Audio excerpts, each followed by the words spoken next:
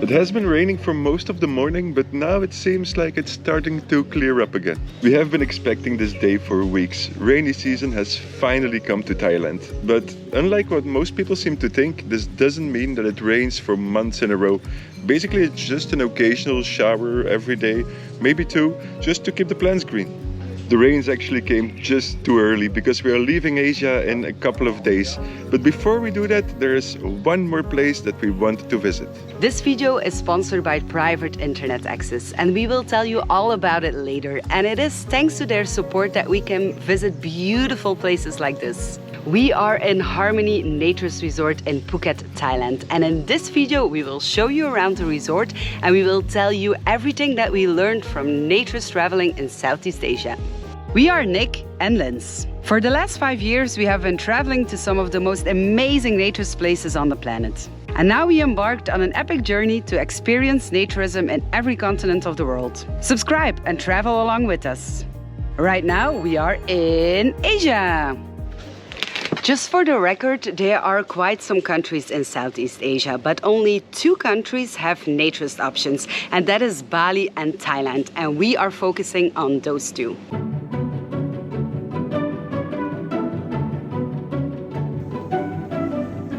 A decade ago, there was no naturism in Asia whatsoever, and now one resort after the other seems to be popping up.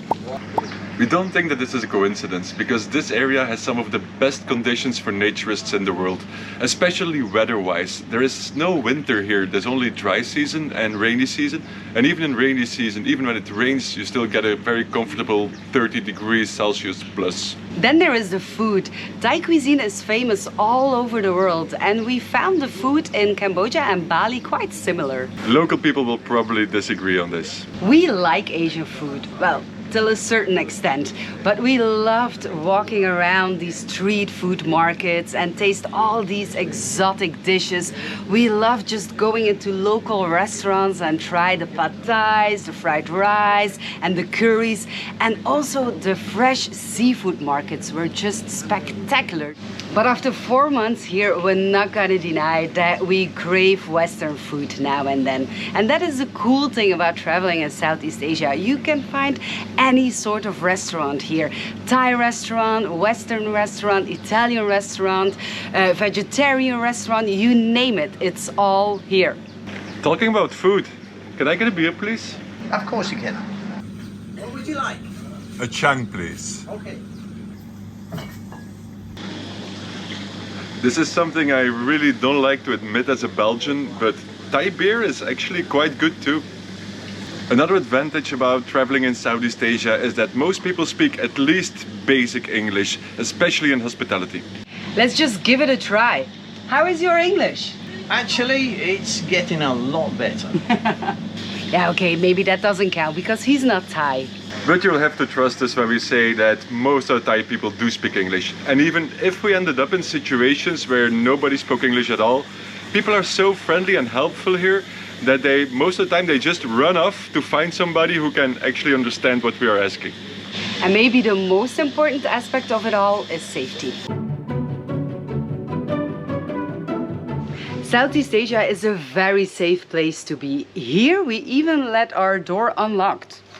But also outside of the naturist resorts, it is a safe place to be, safer than any other country with the same climate. In fact, the crime rates over here are even lower than in Europe and the United States. So this means that you can easily walk around wherever you want, even after dark. But of course, it's better safe than sorry. So take care of your valuables. And if you're drunk at a bar and you leave your phone on a table, there's always a chance that it will magically disappear. Something that Southeast Asia is notorious for though are scams, and especially taxi drivers. They are the worst. They will trick you into paying extravagant prices. They will convince you that the meter doesn't work or that they have to make a detour. Really, all the scams from the book. So if you want to play safe, there are lots of apps like Grab and Uber that work much better than just getting a taxi. And also the hotel can probably help you arranging transportation. In Bali, we heard about an uprise in credit card scams. So make sure if you go to an ATM that there are cameras around, or just pick an ATM that is on a busy road so it's harder to mess with. Go-go bars are another big one. If you walk into a bar with scarcely dressed ladies, make sure to ask for the drink prices before you start buying everybody drinks. And there are lots of other scams. We could probably make a video about it, but for a complete overview, it's better to just check Google. One important thing that is often overlooked is the protection of your data. We travel with a lot of electronics, and I think when you go on holiday, you also travel with your smartphone. The thing is, when you arrive on the airport, you connect to the Wi-Fi, you send a WhatsApp message. When you check in into your hotel, you quickly check your Facebook and Instagram on their Wi-Fi. When you are at dinner, you want to take a picture and send it to your friends of your food, and you connect to the restaurant Wi-Fi. Yeah, I mean, you know what I'm talking about. We've all been there. Something that most people don't realize is that our phone is sending out all this personal data on public networks that can easily be intercepted by other people on the network, like hackers, for example. This brings us to the sponsor of this video. Private internet access provides a way to protect your data by using VPN. And VPN is short for Virtual Private Network. And what it does is it encrypts your data so it cannot be read by anyone who is not supposed to read it. As if protecting your data is not enough, VPN has other advantages. For example, you may recognize the situation where you started watching a Netflix series in one country and then you go to another country and suddenly it's not available anymore. With VPN, you can make Netflix believe that you're in a different country. For example, we are in Thailand right now, but I can use VPN to connect through Belgium, so Netflix thinks that I'm in Belgium and I can watch all the Belgian Netflix series.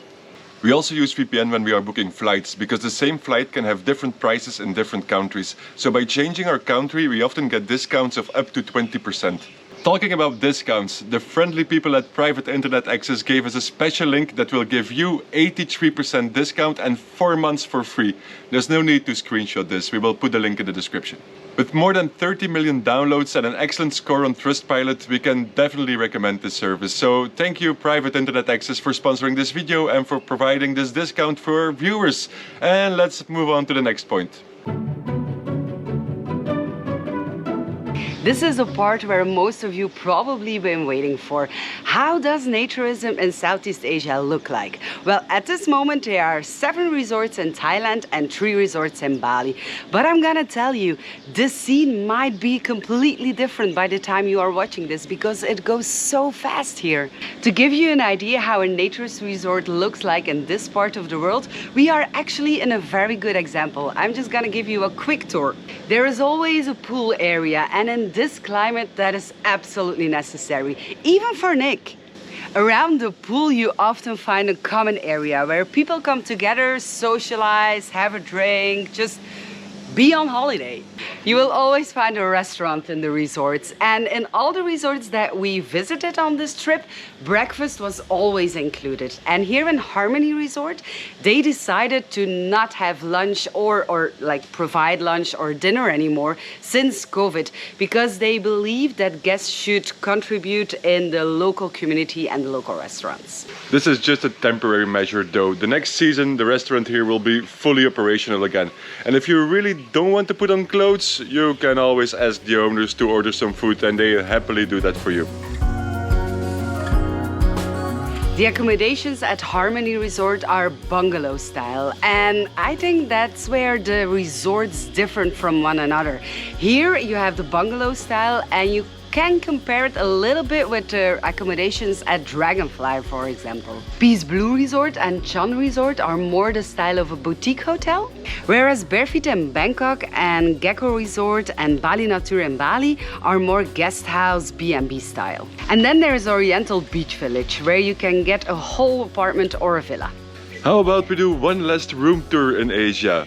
Welcome to our room! And once again we found ourselves in a very spacious room, I have to say. That is something that we've noticed all along our travels here in Southeast Asia, that most of the rooms are quite big.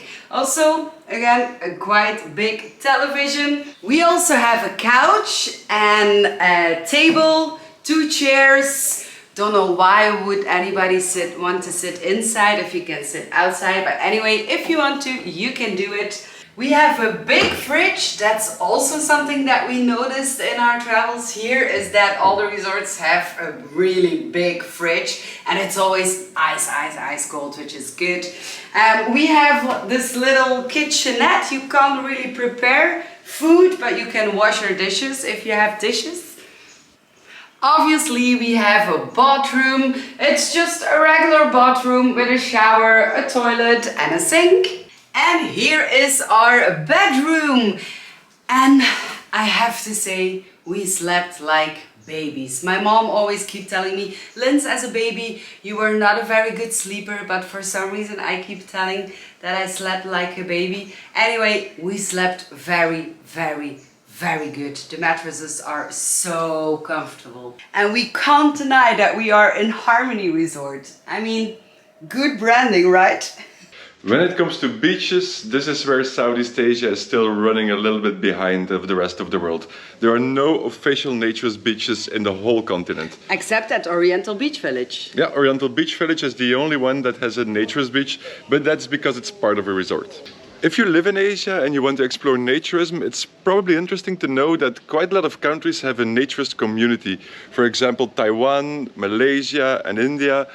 But because they often try to stay under the radar, they are not always easy to find. Our best recommendation would be to contact the Thai Naturist Federation, which has members from all around the continent.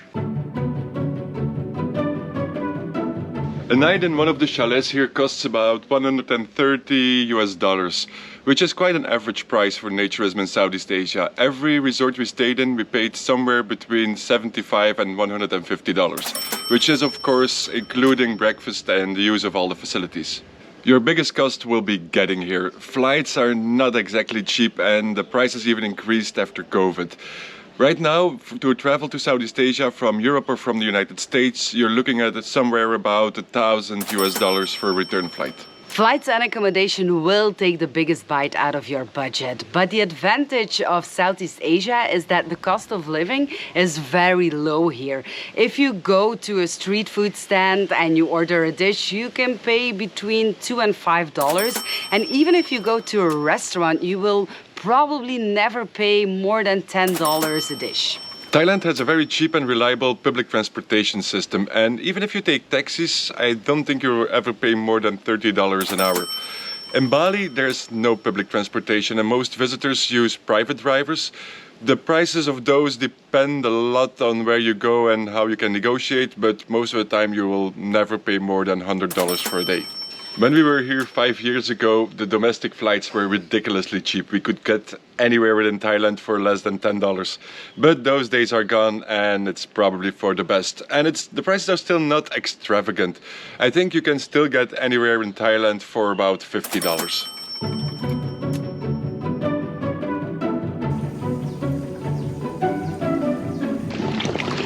This is probably our last swim shot in Southeast Asia. And although we really liked our stay here, obviously we had some annoyances. And for us, one of the biggest one is the traffic. There is a lot of traffic because people have cars and motorcycles and the roads are just not adjusted to it, especially around the tourist areas in Thailand and in the south of Bali. It was just one big traffic jam. This is another example of staying at naturist places because they are most often in quieter areas. Here, for example, at Harmony, we are at walking distance from the popular Rawai beach, but still we are in a quiet street, so you don't hear anything. We mentioned before that the people in Southeast Asia are very friendly and very helpful, but they can also be quite distant. You will always be treated here as a very welcome guest, but it's hard to make friends, and this has a lot to do with the culture. People here live very different lives than us Westerners, which makes it a little bit hard to connect from time to time. One more thing that deserves a place in this list is the sugar. Asian food is well known to be very spicy, but it also is very sweet. We quickly learned to ask no sugar in everything that we ordered, if it was a coffee or a curry. We already said it before, but I'm gonna say it again. Naturism in Southeast Asia grows so fast that it's quite possible that the information on our blog and in this YouTube series will already be outdated by the time we publish it. Which is a good thing, because this place has so much potential to be the #1 naturist hotspot, I would even say in the world. So we're pretty sure that it will not take us long before we have to return back here and check out the new places on the map. Before we end this video, we would like to take the chance to say thank you to all the lovely people we met during the last months. Thank you for all the resort owners and their staff to make us feel like home when we arrived in the resorts. Thank you to all the local people that we met who gave us these delicious food and directions where we could buy bus tickets and boat tickets. And also I want to say thank you to you, our community, because you keep sending us messages that you appreciate what we do, that you appreciate our blogs and our vlogs. Without you, none of this would ever be possible. We are going to spend our last days in Asia without cameras, and then we are moving on to a new continent. But that's for our next video, so if you don't want to miss that, you know what to do. Make sure to subscribe to our channel, put on your notifications if you don't want to miss anything. And if you like this video, please give us a big thumbs up, and we just see you in our next video in a new continent. Bye! Can I have a beer, please? Oh, sorry. But what we figured out is that it's also that they're there in all the resorts that we've been there. We mentioned before that the people in Southeast Asia are very friendly and very helpful, but they are also a little bit... Maar ja, je doet mij helemaal naar daar.